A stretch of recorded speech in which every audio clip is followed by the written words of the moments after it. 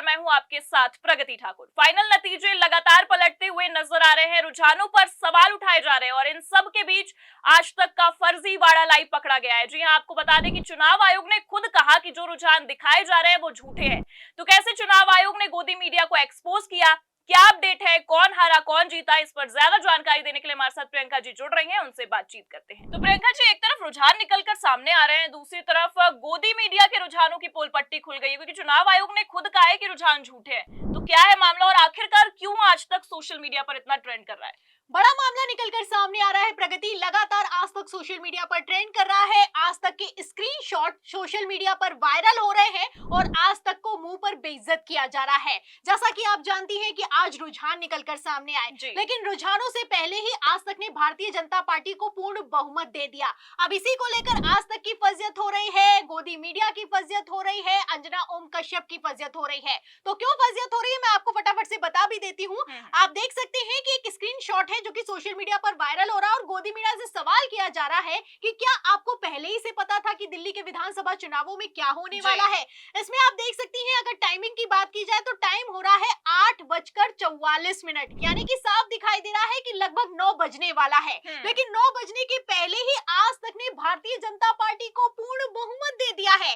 आप देख सकते हैं, इसमें साफ दिखाई दे रहा है कि किस तरीके से भारतीय जनता पार्टी को 37 और आम आदमी पार्टी को 22 सीटें दी गई हैं। अब इसमें बहुमत दे दिया गया है, 70 कुल सीटें होती हैं, 36 बहुमत का आंकड़ा होता है, लेकिन आज तक ने न जाने कहां से ये बहुमत दे दिया है। इसी को लेकर सवाल खड़ा किया जा रहा है।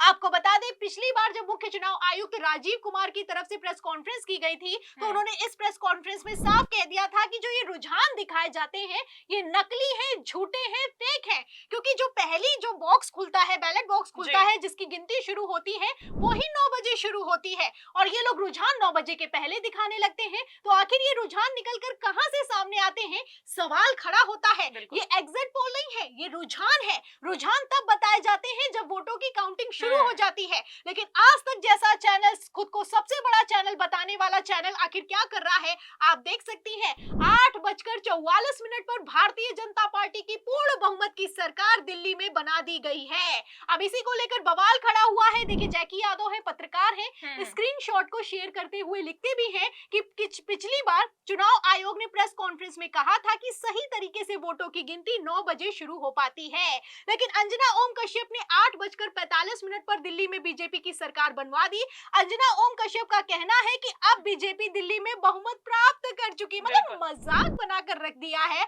आप जिम्मेदार चैनल के होने का दावा करते हैं, लेकिन फिलहाल कितनी जिम्मेदारी है आप देख सकती हैं। आगे वो ये भी लिखते हैं कि आजकल की मीडिया का कोई भी भरोसा नहीं है, पता नहीं ये क्या बताने लगे। तो बताने को कुछ भी बताया जा रहा है। पहले तो ये लोग वोटिंग परसेंटेज नहीं बताते हैं चुनाव आयोग को लेकर, आप जानती हैं, फिर उसके बाद जो फाइनल वोटिंग परसेंटेज निकलकर सामने आता है वो बढ़ा हुआ होता है। ये जो वोटिंग परसेंटेज का खेल होता है, इसी बीच में एग्जिट पोल निकलकर सामने आता है और अब आप देख सकती हैं कि किस तरीके से एग्जिट पोल के हिसाब से पहले ही नतीजों के रुझानों को सेट कर दिया जाता है। तो पूरा का पूरा मामला एक्सपोज होता हुआ नजर आ रहा है। आज तक लाइव चोरी करते हुए पकड़ा गया है और इसी के चलते आज तक की फजियत हो रही है। फिलहाल आज तक की अगर बात की जाए तो यूपी तक भी इन्हीं का चैनल है। इसी में आप देख सकती हैं कि मिल्कीपुर के उपचुनाव को लेकर ये लोग खबर चला रहे हैं कि मिल्कीपुर में समाजवादी पार्टी हारने वाली है, भारतीय जनता पार्टी को बहुत बहुमत मिल रहा है। लेकिन इसी में आप देख सकती हैं कि इनके लाइव सर्वे में जो अजीत प्रसाद है वो 66% के साथ आगे चलते हुए नजर आ रहे हैं। पब्लिक वोटिंग कर रही है और इस वोटिंग में आप देख सकते हैं कि भारतीय जनता पार्टी बुरी तरीके से हारती हुई नजर आ रही है। तो किस आधार पर ये लोग रुझान बनाते हैं, किस आधार पर ये लोग एग्जिट पोल चलाते हैं, समझना मुश्किल दिखाई दे रहा है। तो कह सकते हैं प्रियंका जी के रुझानों पर जनता विश्वास भी करती है, लेकिन फाइनल अपडेट क्या निकलकर सामने आ रहा है मिल्कीपुर विधानसभा के उपचुनाव के नतीजों को लेकर और खासकर दिल्ली विधानसभा चुनाव के नतीजों को लेकर? दिल्ली विधानसभा चुनावों की अगर बात करें तो रुझानों से इतर फाइनल अपडेट निकलकर सामने आ रहा है, फाइनल नतीजे निकलकर सामने आ रहे हैं और इन फाइनल नतीजों में आम आदमी पार्टी हारती हुई नजर आ रही है और बुरी तरीके से। यहाँ पर आपको बता दूं, जो तस्वीरें निकलकर सामने आ रही हैं उसमें भारतीय जनता पार्टी ने जो करके दिखाया है दिल्ली में, उसको लेकर राजनीतिक विश्लेषकों और वरिष्ठ पत्रकारों को भी भरोसा नहीं हो पा रहा है।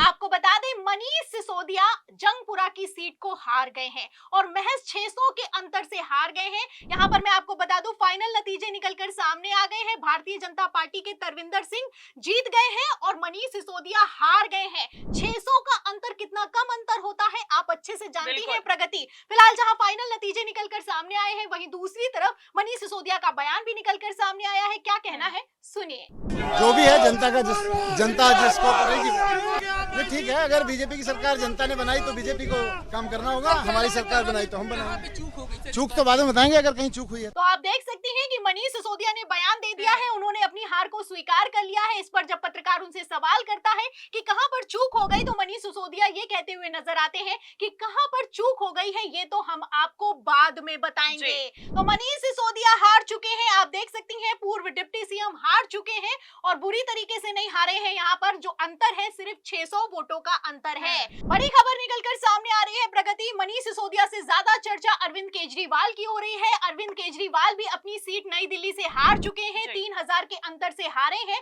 प्रवेश वर्मा जीत गए हैं। आप देख सकती हैं जो नतीजे निकलकर सामने आ रहे हैं वो अपने आप में काफी से ज्यादा चौंकाने वाले हैं। फिलहाल आम आदमी पार्टी के लिए खुशी की बात यह है कि अतिशी अपनी सीट पर जीत गई है और रमेश बिधूड़ी को हरा दिया है।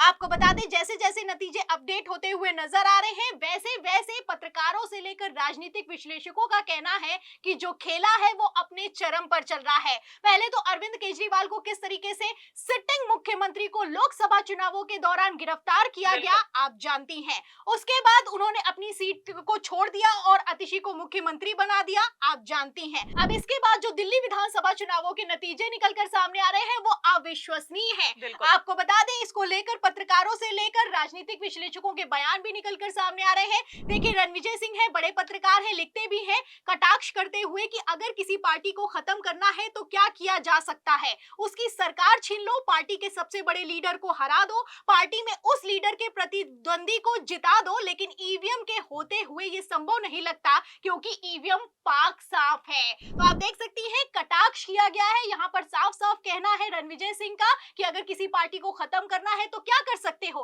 पहले उस लीडर को हरा दो और उस लीडर के प्रतिद्वंदी को जिता दो। अतिशी जीत गई है। अरविंद केजरीवाल बुरी तरीके से हार चुके हैं और अरविंद केजरीवाल को लेकर कई तरह के सवाल भी खड़े किए जा रहे हैं। अरविंद केजरीवाल की हार को लेकर राजनीतिक विश्लेषक विश्लेषण भी कर रहे हैं। तो मिल्कीपुर उपचुनाव और दिल्ली विधानसभा चुनावों के नतीजों को लेकर कई तरह के सवाल खड़े किए जा रहे हैं। अब ये सवाल कहां तक जाते हैं आगे देखना होगा, लेकिन फिलहाल जो अपडेट निकलकर सामने आ रही है इसमें भारतीय जनता पार्टी आगे बढ़त बनाई हुई है।